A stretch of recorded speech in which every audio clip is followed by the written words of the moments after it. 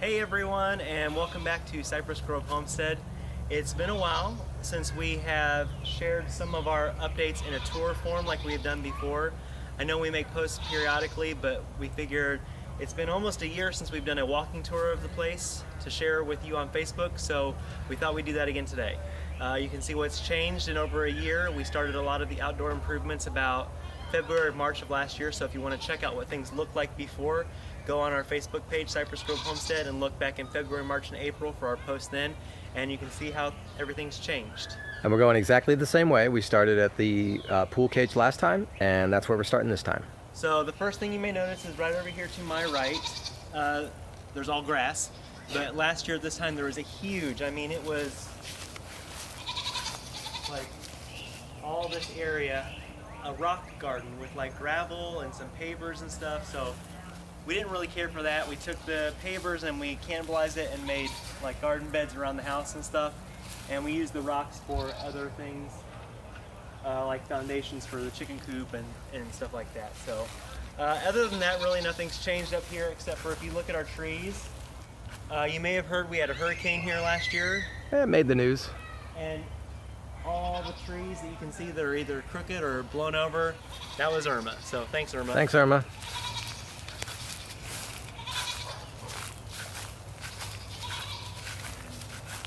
And then when you get up to the head of the path, we had the path done last year whenever we did the tour. We really only had the path done way over there. It didn't even have all this up here. Right, so we extended the path out here and made a little path to the gate for our neighbors. Right. We're friends with our neighbors. Yep.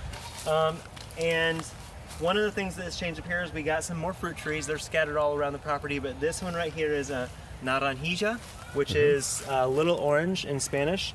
And it's not really an orange, it's a relative of the tomato, but it produces these little fruit that will turn orange, and it has a really tangy citrus flavor, and a lot of Latin American countries like Colombia and Costa Rica use it. I think it's called lulu in a drink, and it's supposed to be very refreshing, so we thought we'd give it a try.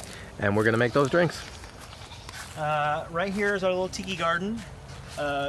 We used the tiki heads, they were scattered around the property too, and we just brought them over here. And I love succulents, so we just planted a little bunch of succulent plugs, and they just have They've taken off. Yeah. So we like it because they don't take a lot of extra water, so it's not really native plants, but it's more along the lines of xeriscaping. I can't remember. I don't if even know. pronounced that right, but things that use a little bit less water. Right. Here is what I call Grandpa's garden, because I remember growing up, Grandpa liked yucca plants. Hi, babies! That's the neighbor's Hi. 2-year-old twins. And so, growing up, I remember Grandpa liked plants like yucca plants and poinsettias, and Grandma does not like yucca plants or poinsettias. So we didn't really have that many of them around the house. And the ones that we did have didn't last that long. So we got this bench at Grandpa's funeral whenever he passed 5 years ago. It was longer than that. 7 years ago. Yeah. 7 years ago. And so I made a little garden for him with all the plants that he liked. And it's a nice little area, especially in the morning when you come out here, the sun's not too hot. Yeah. You can look out at the property, and it's a really nice, quiet space. Those are beautiful plants.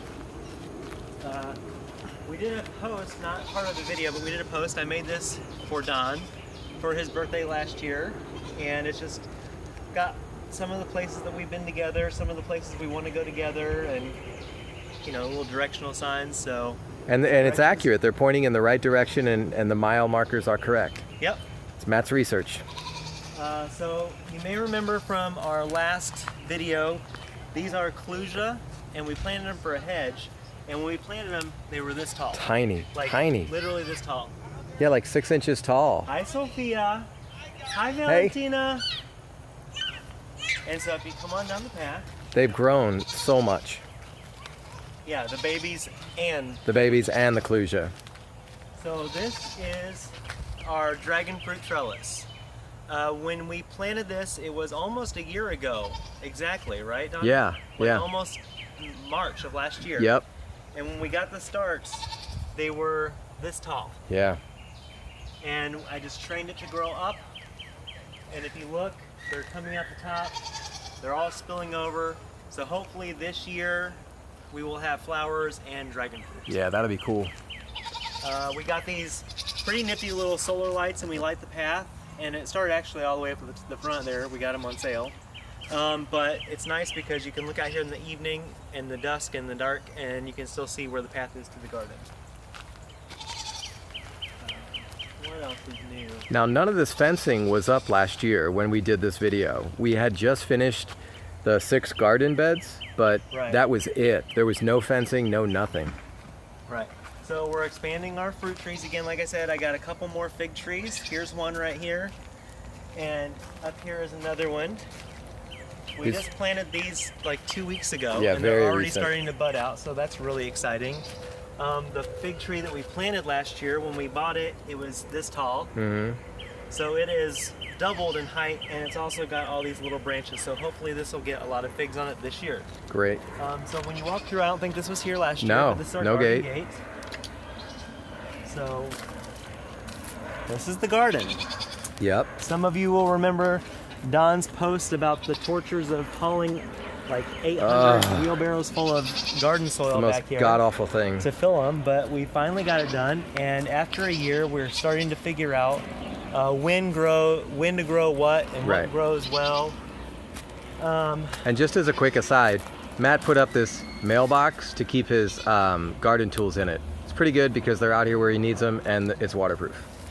So in addition to the garden beds, I know we made a post about the passion fruit trellis. I don't know if that was in our last video or not. Not sure. But if you look, I know there's a post, and it's almost a year ago today. So Right. if you look back in April or March on our Facebook page, you'll see the trellis was built, and there are tiny, like Yeah, this that tall honestly that big. That's how big the plants were. plants. And in 1 year, This is they what have we've grown got. trellis.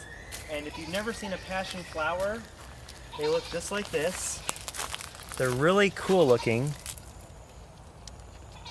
And they smell really like spicy, like not spicy as in like hot, but like if you think about spices that you would use in like the holiday cooking or something like that, that's what they kind of smell like. And they turn into these fruits whenever they are pollinated, And there's tons. and it is full. And we've even got it growing back here on the fence too because it's expanded so much. And in case you have not heard of it or know about it, passion fruit is what they base the flavor of fruit punch on. So if you like fruit punch or you like Hawaiian punch, Right. they tried to imitate the flavor of passion fruit whenever they were making that. It's gonna be cool. So here's one of our garden beds. This is my last crop of lettuce that I'll probably be able to fit in this year. Lettuce is a cool growing crop, so when it gets too hot down here, it'll go straight to seed. So this is probably the last one I'm going to be able to get in. I had more lettuce down at that end, and I just recently finished harvesting it, so I'm just letting it sit for a while until I figure out what I want to put in there next. Here's our peppers. All of these peppers down here have been growing since last July. Yeah, and these are the hot peppers. Yeah, these are the hot peppers. These survived the hurricane. I mean, the stems are like little tree trunks, and they're loaded with flowers. And all these down here are the new ones that we just planted this past spring, or this past winter, probably Right. in, was it like December? Yeah, or a few months ago, yeah. And maybe January. these are the cool peppers. So these are all the sweet peppers. This is our cauliflower, and it is probably another month or so before we can harvest it, but this will be the last batch of cauliflower we get this year because it too is a cool weather crop, and if it gets too hot, it won't produce Yeah. heads. Over here are some of our tomatoes. We're experimenting with growing them in buckets Lowe's buckets, of course. to help conserve water and evaporation, and also to concentrate the fertilizer where we want it. Right. And it is doing pretty well. We've got some nice size tomatoes scattered all throughout. Up in here we've got a whole bunch, and over here we're focusing this year at least on a lot of heirloom varieties. So this right here is called a pink Brandywine, and these two are Mr. Stripey. Over here is another shade cloth. You notice the shade cloth over there because the sun down here, even whenever it is cool at night and cool in the daytime, it is still too hot, and it will make the lettuce bolt and go to seed. So we have more lettuce growing over here where it'll stay cooler. And again, this is my last crop of lettuce for the year. If you walk up through here, you can see our tomatoes have went crazy. Yeah, they're enormous. Now these are the tomatoes we started I think it was October. These ones right here we started in what, December, Probably. January. Mm-hmm. So, but these are the full-size tomatoes. They're like nice. I mean, here's the size of my hand, and you can see how big they are compared to my hand. And these over here are mostly cherry tomatoes with a couple. I got it. Some cherry tomatoes. So right here. And we've also got a couple Roma tomatoes in here. Mm-hmm. They're almost ready. And they're almost ready. Here is our second batch of carrots. Carrots did really well. So we're doing it one more time. Again, this is our last batch of carrots. There are only certain crops that you can grow in the summertime down here because it gets way too hot and way too humid.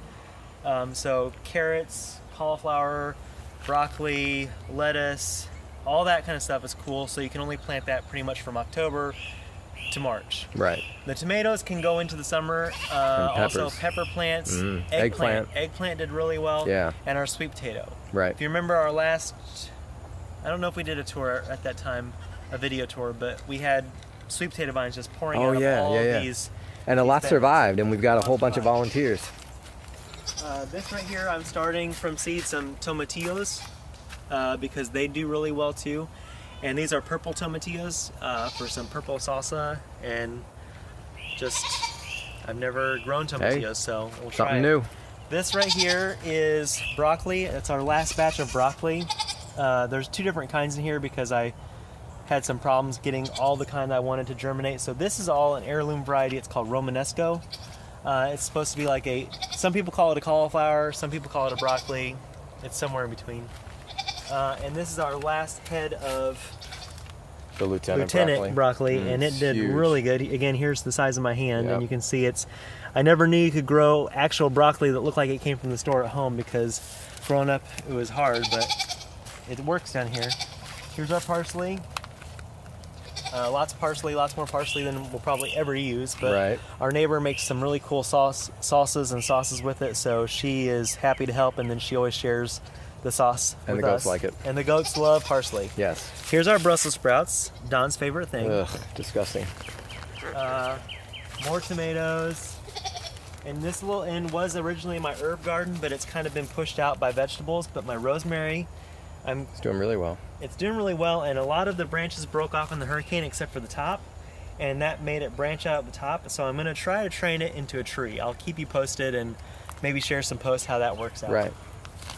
Cilantro, mint, some dill, oregano, okay. And then back here is a lot of our citrus trees. This is where we have our citrus orchard, we call it, and this is the only trees that we have back here are citrus. We have 9 citrus trees back here. 9 citrus trees, a mixture of different kinds. We have tangerines, kumquats, oranges, honeybells. Honeybells, yeah. And we need to get a Meyer lemon tree to go right there. That one is not doing so well for some reason, so we're going to pull that out and stick a Meyer lemon in there. And then because I had to put some good soil in for the lemon trees and the orange trees, I figure it would be a waste to just let the rest of that soil sit, so I put some squash and pumpkins and honeydew and cantaloupe around the base of each one of these trees, and we're going to see how they do. We're trying this out for the first time. So. Back here we added a couple more, I call them I don't know, what do you call them? They're raised beds, but they're not like fancy. They're just kind of like regular. We just threw some 2x6s together and filled them with some leftover garden soil and potting soil. And I've got some cauliflower here. And if you want to notice the difference, this cauliflower that I've got right here is the exact same as the cauliflower you saw early. Same batches, bought it at the same time, but it just shows you the difference between how much sunlight one gets versus how much sunlight another. This one doesn't get as much sunlight, and you can see how small it is. But again, I've got some more butternut squash and pumpkins and stuff over here. Right here is my leek patch. I'm growing some leeks. If you look right here, goats like leeks, in case you didn't know that. And goats can get right through that fence there And goats with can get their noses muzzle. through there to get Right. Here is some zucchini. Yeah, they're doing great. And some cabbages. It might be too late for the cabbages because cabbages are another crop that they typically don't enjoy hot weather, but we're going to try it. We'll see. If not, the goats will eat it. And then instead of taking up a lot of the space in the beds with sweet potatoes because they don't care, I planted a bunch of sweet potatoes back here because they will grow right in the sand. And actually they turned out really well. They did. We had a great crop of sweet potatoes. I picked that. It's a bumper crop. Hi, babies. Over here is our onion patch. I've got different kinds of onions. I've got some sweet onions. I've got some Walla Walla onions, which is just a name. I mean, they're all like the bulb onions, but there's different varieties. And again, if you look over here along the fence, oh yeah, goats like onions too. And they can reach some onions and they can reach them. And then right here is the asparagus. It has done, I guess, really well. I don't know exactly what it's supposed to do because I've never grown asparagus before. And the goats don't seem to like that. And the goats don't seem to care for it, so we'll see. They're the goats. And they're playing. Yep. They're showing off for the camera. Of course they are. So we'll go in here. We'll try to get in without them getting in the garden. Come on, babies. Get back. Hey, no. Come on. No. Come on. Good. Thank you. Okay. Well, that wasn't so bad. Okay. So again, all this fencing that you see around all this stuff is new since... Brand new. Gates, now, fencing. If you watched our post-Irma hurricane video, you've probably seen it because we had the fencing up by then, even though some of it was knocked down and it was yeah. a little bit of pieces. It took a while to clean up after Irma. I'd say probably we were about 4 weeks until we got back to normal. Oh, I would say closer to like 6 weeks. You think? It was, yeah, it was a lot of It took work. 2 weeks just to haul all the debris. So right here you can see we're in the middle of putting up some more fencing because eventually we're going to have baby goats. In case you haven't been following, yes. Both of our girls are going to have babies. They're both pregnant. Sometime in July, so either first or second week of July. So we're going to have, and if they have boy babies, at a certain point the boy babies need to be split because... Right. Well, we know. Biology. And so we're putting off a little section here so we can keep the boy goats separated from their sisters and their moms. Right. And then if you come in here... This will be a gate right here. Yeah, this will be a gate right here. And if you look to my left, you will see Buckingham Palace. So it's a very grand name for a pretty modest structure, but... It's a cool structure though. It's very sound and very sturdy, and I feel like they'll be safe and warm and dry, and that's what matters. Right, exactly. So we threw this up. It took us about 4 days over spring break this year. Right. So Don didn't get a spring break this year either. Last year he was building garden beds. This year it was good. It was good. And we had a leftover barn door assembly kit because we were going to use it in the house, and then we thought just having one random barn door in the house wouldn't look right. So we used it out here, and if Pip will watch out, baby. It slides. We have a little latch here to lock them up and keep them safe at night. Oh, she wants out. And you can notice through the camera that the roof looks like it has holes in it, but those are clear roofing panels so that they have sunlights. Why don't you come over and show them up through? Yeah. So when we come in and we tilt up, we can see the sun and the sky and all that good stuff. But those are actually polycarbonate paneling that will let the light in, but it'll keep the rain and the wind and the stuff They're out. pretty durable. So if you come back around this way, you'll notice that we have a hose running along here, and you may wonder why we have a hose running around here. Well, if you get back to the fence along the back of our property, you'll see that we have planted some muscadine grapevines. So regular grapes, except for a few varieties, don't grow so well down here in Florida just because of the heat and the humidity, but muscadine grapes, if anybody's from the South, they're pretty much all over the southeastern United States. I mean, Virginia, Georgia, the Carolinas, they grow wild. So we are trying muscadine grapes because maybe in a couple years, a year or two, when they start producing Cypress Grove wine, we would like to try to make our own wine. You betcha. So the hose comes back because muscadine grapevines need at least 12 to 14 gallons of water per week. And so in the dry season down here in Florida, when it doesn't rain, we have to give them water somehow. So we turn the water on with drip irrigation emitters on there. Yeah, Matt rigged a drip irrigation system using the hose and some valves. And so now, automatically, they get a couple hours of water twice a day. Yep. And if you look through here, we got some cages scattered. You might notice, like here's one. We got some more fruit trees. But if you know anything about goats, they will eat anything green that you don't want them to eat. So the minute one of these leaves pop through, especially a binky, would eat it. So this is a persimmon tree, and I just remember collecting persimmons with Grandpa as a kid in the fall. But down here, since we don't have a frost, you don't have to wait for them to. Up home, I think Grandpa always said you have to wait for the frost before you can eat persimmons. Because if you've never had a persimmon that's not ripe, it's awful. Like you bite into it, and it just dries your mouth out. It's real awful. Yeah. But what we got is called a non-astringent variety, and apparently, even when they're not fully ripe, you can eat them, and they won't be that super tart, bitter flavor.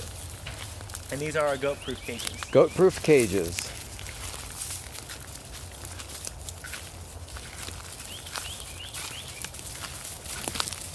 And if you look to the pasture, we're not going to go all the way over there because we showed that in, I think, other videos. But you'll see some cages scattered around. Where you see the cages is where we are going to have olive trees.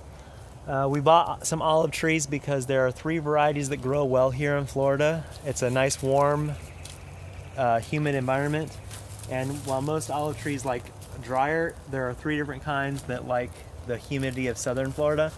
And so we are going to try to eventually make our own olive oil and maybe brine our own olives for eating fresh. That'd be awesome. What else is new, Don? I don't know. We didn't have any of this stuff the last time we did the video, remember? We didn't have goat cages. We didn't have the manger here. We didn't have anything. This was a small project that Matt did once the goats were here. He made this hay manger where, you know, we could put fresh hay in here and it keeps it out of the weather. And it lifts up, the roof lifts up, and you drop the hay in, and then the roof goes down, and the goats seem to love it. They like to struggle for their food, it seems. It's weird. And then he also made the castle here. This is just some place where the goats love to get up there, and we usually, up. if it's snack time, we usually feed them, you know, some bananas or oranges or something up there. These goats are completely spoiled. If you know Matt, you know that they are. And then they have a little jungle gym here. A couple tires we got from our gym, and put them in the ground there. And so then we've made separate posts about the chicken coop, with pictures, and we've made separate posts. We even did a video tour of the goat barn. So this is the Coop de Ville. Coop de Ville, chicken coop. And this is Downton Abbey. Downton Abbey. Get it? Doe? Yeah, I get it. Rather punny, don't you think? Very punny. And then in the middle here. Oh yeah, the milking stand. Yes, this is cool. You want to put one up there? Okay, so since the girls are going to be having babies, they're also going to be having milk. So hang on one second, then I'll get okay. So Matt's going to show you how the milking stand works. And in the meantime, we'll look at these guys. These guys have been producing about 24 eggs a day. We have 31 chickens, and we get anywhere between 20 and 25, I'd say safely, eggs a day. And then this, those white pipes are the feeding system. We take the cap off the top, drop food down there, fills up the pipe, and they've got food whenever they need it. All right, so the girls are ready to show you. So come on. Let's see how this works. So they come up here.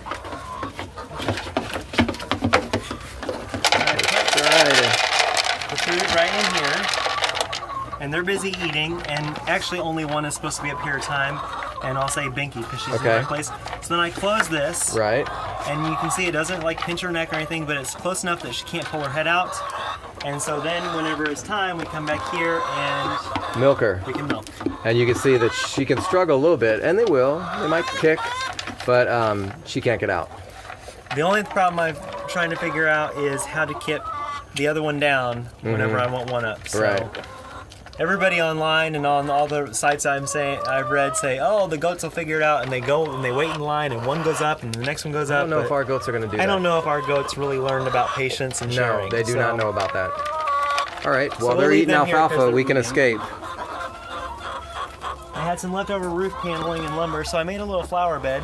Thought I would be nice to the goats. I filled it with a whole bunch of little flowers and stuff, and which they ate. They ate. Yeah. So it was nice. It was a nice salad bar. It was great for about a day, and then And here's Lucy. This is Lucy. She thinks she's a goat. She gets out every morning. She jumps the fence. She goes in the goat barn. She lays an egg, and then she spends the rest of the day walking around the pasture with the goats. Matt had to build her a little nest box in the goat barn for her because she would lay there. So just a quick recap, this is again our tropical fruit orchard. We got jackfruit, we've got lychee, we've got longan, we've got star fruit right over here. Just basically trying out a bunch of different fruits that we could never grow before. Right, just to see what works. Bananas. All plantains and bananas all down the row. Bananas are like one of our favorite fruits. Right. And everybody always says that they taste so much better when you grow them at home and let them ripen a little bit than when you buy them in the store. And I love them from the store, so I can only imagine how good they're going to taste growing them from home. Our pineapple patch back there. Yep, our little pineapple. If you look, one of these actually has a pineapple growing out of it right now. Oh, yeah. Pineapples are related to bromeliads, which are a flower, and these are actually little flowers. Each one of these is a little flower, and each one of those will get pollinated and turn into a section of the pineapple. So when you look at a pineapple and you see all the little like circles or octagons, whatever, each one of those was one flower that got pollinated. So the whole fruit is a composite. That's cool. These are some plumeria. Yeah. Some people call them frangipani. But we were driving by this house up in North Naples, and they had a whole bunch of, like, they had trimmed their trees and they had thrown it out to the curb for trash. Right. So I stopped the truck and threw all of it in the back of the truck and brought it home. And I thought I would try to root it and see what's going, and see, you know, if I could get it to root. And about 2/3 of them sent out roots. It did. And so we planted a little line of them here for flowers because they smell really good. If you don't know what a plumeria is, it's what they make the leis in Hawaii out of. So they're expensive too. Yeah, I think like a plumeria bush that's like this size would be somewhere in the neighborhood of like $20-$30. So nice. Our bananas are starting to fill out. So here's our bananas. It's our first rack of bananas. It's our first. Yeah, they're called, okay, I forget what they're called, but like I know that each one of these is called a hand. A hand, right. So we're still months away from them being ripe though. Yeah, right? they've been at about this stage since, I think they were here in Christmas. This is what I'm used to seeing, but now we're starting to see this. Yeah, so some of them are starting to thicken up a little bit. These are the monkey bananas, or the little finger bananas that some people call them. So, and here is another pineapple. Oh, that's a good one. Actually, I think most of these have been pollinated, so the next step is for it to get bigger. See, it's not very big right now. Right. Right on. And then here is where we do a lot of our composting. Right. We compost in a very informal manner. We don't like have one of those barrels where we turn it so many times every day and water it. We just kind of dump everything here, and then once every couple months I send Don out with a pitchfork and he flips it over and tosses it. And if you look here, we have a volunteer tomato plant growing up. And apparently it's just for the birds because I didn't really realize they were ripe yet.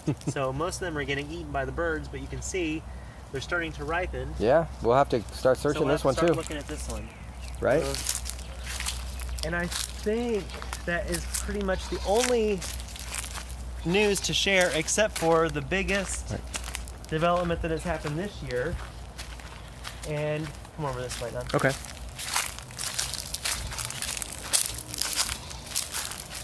Rabbit. Right over there under the bush. Oh, I see it. Yeah. And if you look up there at our roof, you'll notice that we have solar panels. Yay! We have joined the community of the sustainable energy people. We're those people now. Yeah, so this side has a whole bunch of solar panels, and the front of the house has a bunch of solar panels. We have 37 in all. And right now we're making about twice as much energy as we're consuming. And all of our excess is banked at the power company for us to use when we need it. So that's very exciting because we watched our, like if here's the line of 0, we've watched our electric bill per day go from here to like down underneath here. the line for 0. Amazing. Exactly, right? So come this way, Don. All right. And then, if you remember, some of you, I was trying to exfoliate some citrus trees. Exfoliate just basically means training them on a flat plane, like up against the wall or something like that. And last year, whenever I started it, they were about this big. Really tiny. And so now they are getting up there. These are lemon trees. There's a hibiscus in the middle of 2 Meyer lemon trees, right? Yeah. So hopefully, eventually, one of these days, right, I'll have lemons. Yeah. But I don't really know what else to share with you because everything else I think is pretty much the same, except for Yeah, so I think that's it, right? So that's our 1 year update. That's our 1 year update. All the work we've done in the last year. Again, not 1 year since we lived in the house. We lived in the house a year ago last fall. 1 year since we started the project. 1 year since we really started outside. Like I said, if you want to check those out, go back to February, March, April of last year on our Cypress Grove Homestead Facebook page, and you can see a lot of these when they were first installed or built, and you can just see how much they have changed. And it was my memory, like Sunday, so I reshared it out last Sunday, so it's on my wall. So that's about it from Old Cypress Grove, and so stay tuned, and we're gonna have some baby goats this summer. You bet. We're gonna have some more fruit trees. We're gonna have some milking going on. So hopefully we'll get some bees this spring and I was just gonna say we might even try bees again. Again, right? Third time's a charm. Third time's gonna happen. So stay tuned, and we'll talk to you later. All right.